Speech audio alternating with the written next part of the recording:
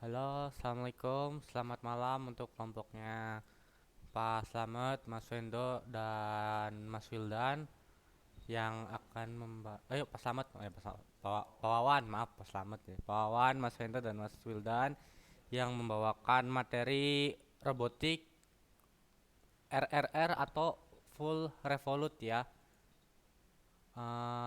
Untuk penjelasannya, kita mulai dari ini dulu ya, simulasinya dulu.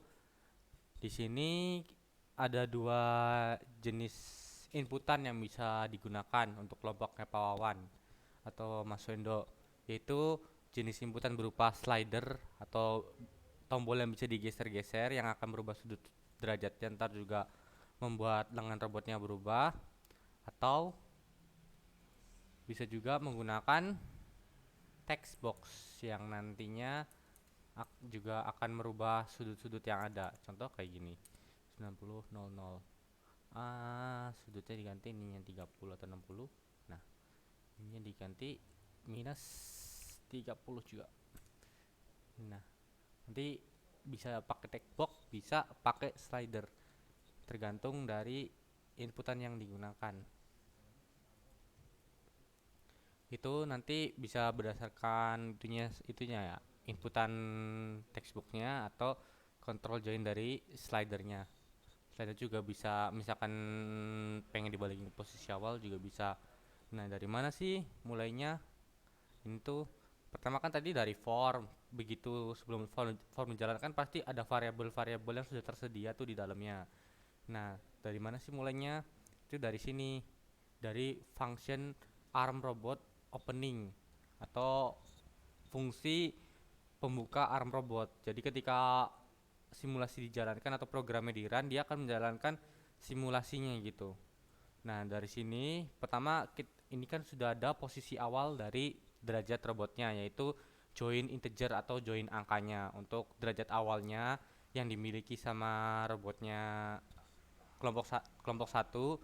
Itu pertama ada di 90 derajat dengan sudut join 2-nya 60, sudut join satunya 90, kemudian sudut join 3-nya minus 120. Ini di close dulu aja, kita run lagi ya. Nah, seperti ini 90, 60 minus 120. Kenapa textbooknya kosong? Karena pertama kita akan menggunakan join ini dulu. Nanti kalau textbook setelah kita bisa membahas slider baru kita nanti bisa input ke textbox. Jadi untuk settingan awalnya kita joinnya dirubahnya menggunakan slider. Nah, tadi kan udah posisi awal 90, 60 minus 120. Itu berupa matriks ukuran baris 3 baris 1 kolom. Bisa dilihat di sini, baris pertama sudutnya itu 90, baris kedua sudutnya 60, baris ketiga minus 120. Dari matriks 3 baris 1 kolom itu dimasukkan ke variabel join integer. Setelah itu variabel join integer akan mengandung nilai dari posisi derajat awal ini. Setelah mengandung memasukkan nilainya, kemudian dimasukkan lagi ke dalam variabel join integer di dalam workspace secara universal. Jadi kalau belum dimasukkan ke dalam workspace atau variabel universal, dia nggak bakal bisa dipanggil di function atau halaman MATLAB lain. Maka dari itu kita masukkan ke dalam variabel workspace yang universal, yaitu Ginit secara universal. Setelah udah, nanti kita bisa panggil di function atau di project MATLAB lain. Nah, setelah itu ada access handles.access1. Ini fungsinya untuk menangani ininya, kotak simulasinya. Jadi setiap komponen yang ada di sini tuh memiliki name atau nama. Ini kayak textbox 1, textbox 2, textbox 3. Nah, untuk textbox slider itu dinamainnya, nah ini slider 1 ya, ada slider 1 sampai slider 3. Nah, untuk textboxnya itu ada edit 1, edit 2, edit 3. Nah, tadi sampai mana? Oh, setelah tadi kan menangani ini kan fungsi script access tuh buat nanganin tadi ya kotak ininya simulasinya, yang ini yang ada x axis, y axis itu dimana robot simulasi ditempatkan. Setelah itu dia bakal memanggil fungsi fkdraw. Apa sih fkdraw tuh? Fkdraw tuh singkatan dari forward kinematic drawing. Itu fungsinya buat menggambar garis-garisnya. Jadi tadi kan udah ada variable Ginit atau join integer.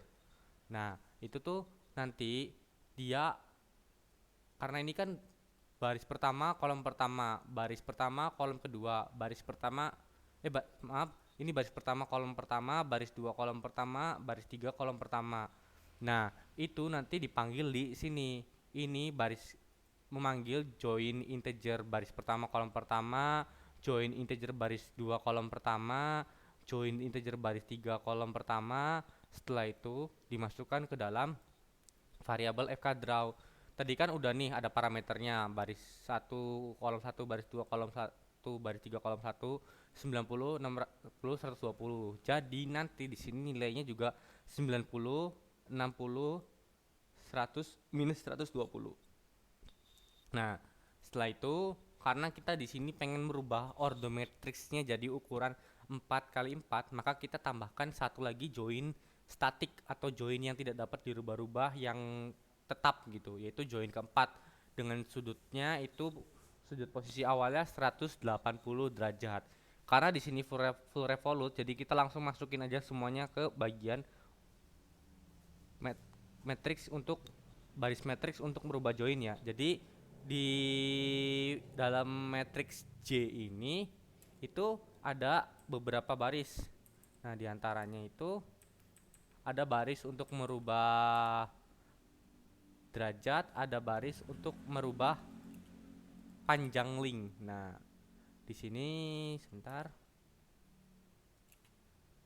Nah, untuk baris ini karena ordonya kan 4 kali 4. Nah, baris pertama ini fungsinya untuk merubah derajat. Kalau untuk ini kan searah sumbu Y ya. Ini ngikutin dari join sebelumnya, karena join sebelumnya udah dirubah 90, jadi nanti join seterusnya itu dia akan mengikuti join sebelumnya. Nah, ini join pertama itu dia bakal merubah derajatnya itu berputarnya gini tuh atau begini. Itu berdasarkan sumbu Z ya, tapi searah sumbu X atau Y. Ini intinya porosnya itu sumbu Z. Nah, kalau untuk join 2 dan seterusnya, dia itu muternya berdasarkan sumbu, ini sumbu X berarti ya, karena dia bakal muternya kayak gini, sumbu X berarti porosnya sumbu X. Ini juga sumbu X untuk join ketiga, karena join 4 statik jadi dia nggak bakal berubah-berubah posisi tempatnya. Nah, tapi yang jelas untuk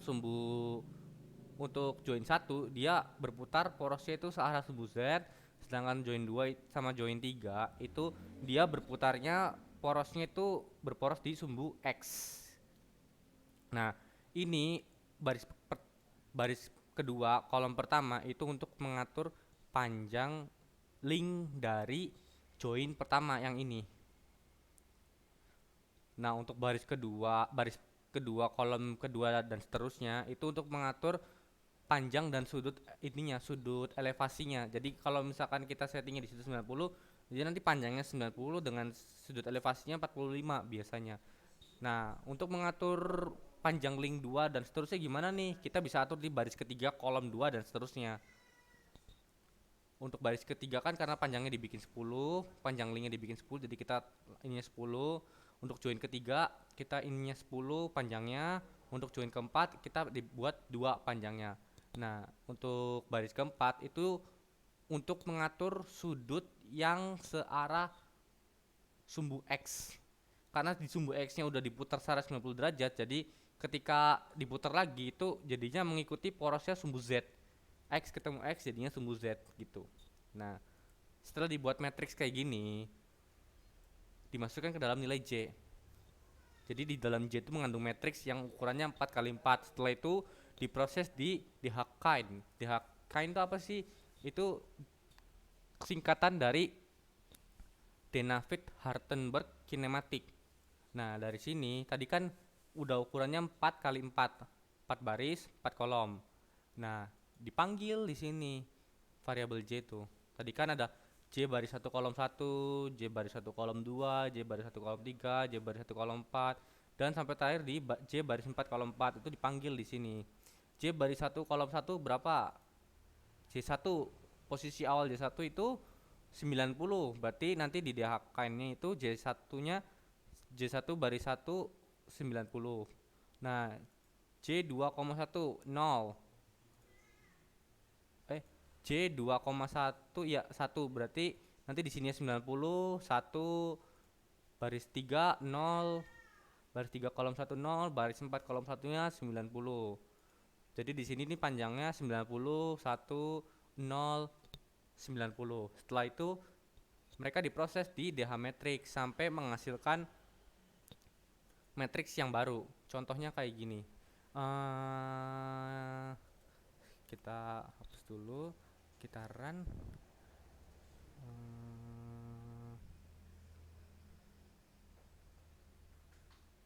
Mana ya? Nah, ini nih contohnya. Ya. Setelah diolah, dia bakal menghasilkan contoh matriks pertama ya. Ini cuma contoh matriks satunya aja. Karena masih ada matriks 2, 3, dan 4. Karena kan kita order ininya joinnya ada 4. Jadi matriks yang dihasilkan juga 4 dari hasil pengolahan di Navid Hartenberg itu dari join yang udah dimasukkan. Nah, ini contoh matriks 1. Nah, setelah matriks itu sudah diproses dan hasilnya seperti ini, dia akan dilakukan perhitungan perkalian. Jadi matriks 1 akan dikalikan matriks kedua. Kemudian hasil dari matriks 1 dan matriks 2 dikalikan matriks ketiga, dan seterusnya seperti itu. Semua matriks dikalikan. Kemudian setelah itu dia akan dimasukkan ke dalam variabel forward kinematic atau FK. Setelah dimasukkan, contohnya kayak gini ya. Nah, ini dia akan menghasilkan 4 baris 16 kolom. Karena kenapa 4 baris 16 kolom? Karena 4 baris itu karena di FK-nya itu nggak ada bikin baris baru ya. Jadi dia 4 baris lagi tambahnya ke kolom baru, bukan baris baru. Barisnya tetap 4 tapi kolomnya nambah seterusnya. Nah, ini hasilnya sudah diperhitungkan tapi belum disederhanakan. Untuk mencari koordinatnya, kita bisa menyederhanakannya di dalam halaman X, Y, Z kind. Sebelumnya itu kan dari DHK ini tuh dimasukkan ke dalam variabel FK. Setelah dimasukkan variabel FK, dimasukkan lagi ke dalam X, Y, Z kind yang ada di FK draw. Jadi diproses dulu di DHK J-nya, kemudian dihitung di matrix, kemudian di DHK yang dilakukan perkalian matrix, kemudian dimasukkan ke dalam variabel FK. Setelah dimasukkan, diambil lagi di dalam variabel di dalam halaman FK draw, dimasukkan ke dalam fungsi X, Y, Z kind. Fungsinya buat apa? Buat menyederhanakan hasil dari perkalian matrix yang terjadi di DH kind. Setelah disederhanakan, hasilnya akan seperti di bawah ini. Nah, ini itu koordinat dari setiap join yang ada di dalam simulasi ini. Contoh kayak gini. Ini kita tambah ininya line width-nya 2. Ininya diganti green. Nah, ini koordinat dari setiap titik yang ada di sini. Contoh, ini kan koordinat X, ini koordinat Y, ini koordinat Z. Untuk yang pertama, join pertama, ini koordinatnya 0, X-nya 0, Y-nya 0, dan Z-nya pun 0. Kemudian koordinat join yang kedua, yaitu yang ini nih. X-nya 0, Y-nya 0, Z-nya 1. Kemudian yang join ketiga, X-nya 0, karena dia sejajar ya dengan garis 0X. Kemudian Y-nya 5 karena dia sejajar dengan garis Y5, bisa dilihat dia sejajar. Kemudian Z-nya kita bisa lihat dia tingginya itu 9,6 kalau dilihat. Nah, ini mau mendekati 10 tapi kurang ya. Jadi bisa dibilang mas 9,6. Kemudian ada join keempat X-nya 0. Benar, X-nya 0, dia sejajar dengan 0, posisi 0 di X. Kemudian Y-nya 10, benar karena dia sejajar dengan garis titik 10 di Y. Kemudian ininya 1, yang keempatnya naik 1. Iya benar, karena ininya naik satu ya. Nah kemudian yang terakhir itu ada 09.02,7. Nah ini dia titik akhirnya ada di 09,273. X nya 0, Y nya 2,73, Y nya 9, D nya Z nya 2,73 gitu. Jadi key itu menampilkan titik join dari setiap join yang ada. Ini sumbu X, ini sumbu Y, ini sumbu Z. Nah, setelah dibuat variabel key, kemudian dikeluarkan di sini dari X, Y, Z kind, key dimasukkan, kemudian ditampilkan di dalam plot dengan fungsi plot. Fungsi plot tuh buat apa sih? Fungsi plot tree terutama buat menampilkan garis secara 3 dimensi. Di dalam plot tree juga ada parameter, yaitu ini fungsinya buat koordinat garisnya, ini buat format jenis, bentuk, dan warna garisnya. Ini kan koordinat X, ini koordinat Y, ini koordinat Z. Nah, untuk jenisnya, kalau strip itu simbol dari jenis garis.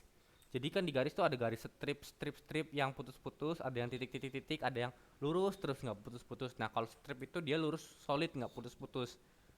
Simbol O dalam OR ini fungsinya jenis ininya, jenis titiknya. Jadi kalau strip itu garis ininya, kalau O itu jenis titik joinnya. O itu berarti lingkaran. Nah untuk R itu warna garisnya. R itu menandakan red, bisa K itu black, W itu white, atau hijau itu green gitu. Nah ini karena kita angkanya red, jadi garis linknya itu warnanya merah. Ini line width itu fungsinya buat tebel garisnya, karena dibikin line widthnya 2, jadi garisnya tidak terlalu tebal. Sedangkan marker size itu buat tebal titik joinnya. Marker size tuh karena dibikin 5, jadi lebih tebal dari garis titiknya. Nah marker face color itu buat warna titik joinnya, karena G itu green ya atau hijau, jadi di sini titik joinnya warnanya hijau. Nah setelah itu di sini ada grid on. Fungsinya grid on tuh buat apa sih? Dia buat bikin kotak-kotak di dalam simulasi ininya, jadi supaya ada garis-garisnya di dalam kotaknya tuh, biar kelihatan. Kalau gridnya di off nanti garisnya nggak kelihatan, jadi susah buat tentuin titiknya. Nah setelah itu sebentar. Di sini dia ada fungsi buat teks, yaitu menampilkan teks hasil koordinat akhirnya. Di sini kan koordinat akhirnya 9,0092,7. Nah, dia akan menampilkan juga 09,2 sama 2,7. Nah, di sini itu ini ada parameternya. Untuk teks itu ini koordinatnya X, Y, Z. Nah, di sini itu Ki 1,5, Ki 1,5, Ki baris 1 kolom 5 0.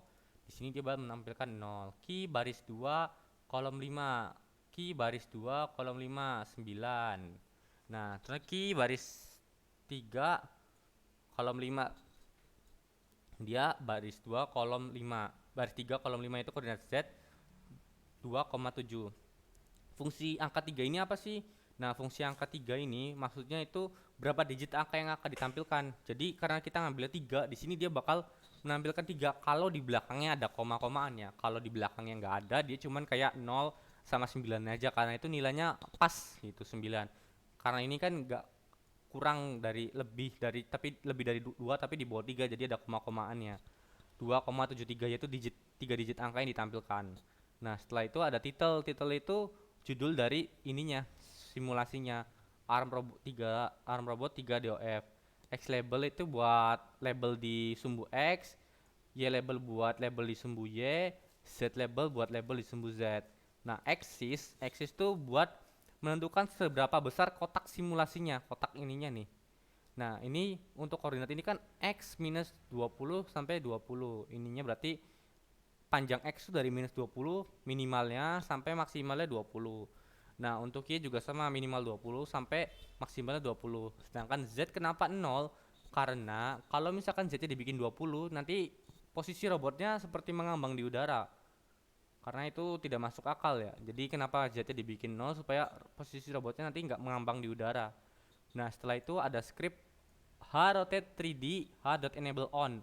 Nah, ini tuh fungsinya buat supaya kita bisa melakukan rotasi secara 3D kayak gini.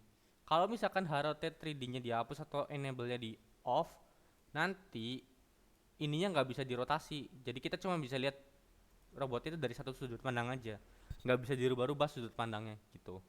Nah, terusan ada H action post callback atau add my post callback. Dia manggil fungsi my post callback, itu fungsinya buat menentukan sudut pandang awal dari kameranya. Jadi ketika kita menjalankan program kayak gini, setelah di close kemudian di run, nah ini kan tiba-tiba langsung ada posisi kameranya tahu tuh di mana. Nah, itu fungsi dari script my post callback, itu dia fungsinya buat menentukan sudut pandang kamera awalnya gitu. Nah, untuk pertanyaan mungkin dari mana sih alurnya, gimana alurnya? Contoh kita menggunakan slider di sini. Kita ngegeser slider 1. Slider 1 digeser 121. Nah, ketika slider digeser, itu script ini akan berjalan. Dia bakal nangkep nilai perubahan dari objek slider 1 ini. Get H objek itu berarti slider yang dirubah itu slider berapa. Ketika slider 1 yang bergeser, maka dia akan menangkap objek dari slider 1. Nah, kemudian handle slider 2 itu dia bakal mengambil nilai yang terdapat di slider 2. Tergantung di posisi ininya ya, apa sih tombol yang digeser ya. Ketika posisi tombol lagi di 60, dia nilainya 60. Kalau tombolnya lagi di minus 120, dia minus 120 gitu. Setelah itu dimasukkan ke variabel, kemudian dibuat matriks ukuran 3 kali 1. 3 kali 1 dimasukkan ke variabel vol yang lokal dulu, kemudian dimasukin ke variabel vol yang universal atau yang ada di workspace. Kemudian setelah itu dia bakal men-setting teks 1 ini, teks 2, teks 3. Jadi ketika digeser, teks itu akan berubah mengikuti nilai dari tombol yang digesernya. Nah, setelah itu dia bakal menangani ini, akses 1 tuh jadi kotak simulasi ini. Setelah digeser, dia bakal menangani akses 1 ini. Fungsinya buat apa?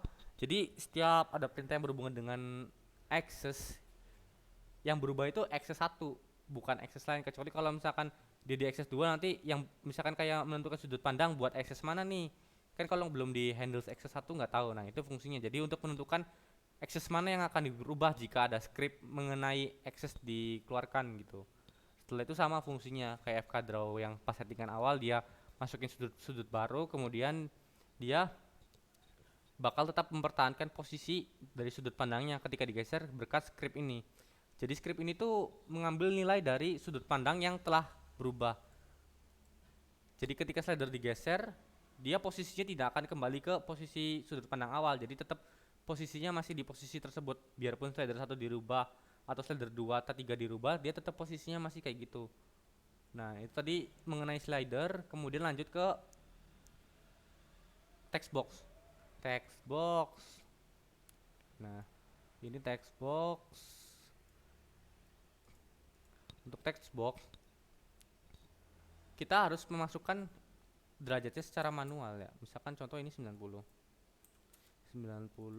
ininya 60, ininya kita buat jadi 30, minus 30 deh, minus 30, ubah. Nah, ketika ini kan button 1, ini button 2, ketika button 1 ditekan, dia bakal mengambil nilai dari text box yang sudah ada. Tadi kan sudah dijelaskan kalau setiap komponen ini tuh memiliki name atau nama. Ini slider 1, slider 2, slider 3, access 1, edit 1, 2, 3, button 1, button 2. Nah, ketika button 1 diklik, dia bakal mengambil nilai dari edit 1 sampai edit 3. Yang ini, 1, 2, 3. karena ini 90 60 30, dia dimasukin ke dalam variabel val 1 2 3, dibuat metrik, kemudian dimasukkan nilai variabel val, sama kayak slider tadi dimasukin ke val secara universal. Dia menghandle access supaya robot arm yang ada di access 1 berubah, kemudian dimasukkan ke parameter FK draw, dipertahankan sudutnya sama kayak gitu sehingga sudutnya tidak berubah. Nah, ketika ingin kembali ke posisi awal, ketika button 2 diklik, dia bakal menangani robot arm yang ada di X1, not apa tuh titik-titiknya, join-joinnya, tetap mempertahankan sudut juga, kembali ke sudut awal. Jadi base unitnya dia kembali ke unit sudut awal. Nah, kemudian dia bakal men-setting teks satunya ada nilainya di sini 90 60 minus 30 gitu. Nah, terus di sini juga dia ke setting slidernya. Jadi ketika ditekan posisi awal, misalkan kita udah rubah ininya, udah rubah ini, udah rubah, dia bakal setting ke settingan awalnya gitu. Paling untuk tutorialnya cukup sampai di sini. Jika ada yang ingin ditanyakan, bisa bertanya langsung kepada saya, Muhammad Rizky. Sekian dari saya, terima kasih. Wassalamualaikum warahmatullahi wabarakatuh.